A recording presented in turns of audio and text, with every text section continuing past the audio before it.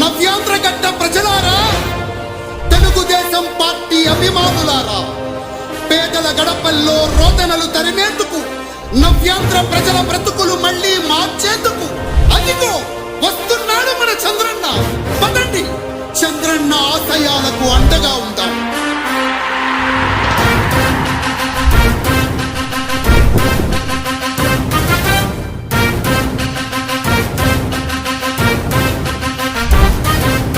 ఆంధ్రుల నమ్మకం, పేదల సమ్మతం, అదిగో చంద్రన్న ఆగమనం.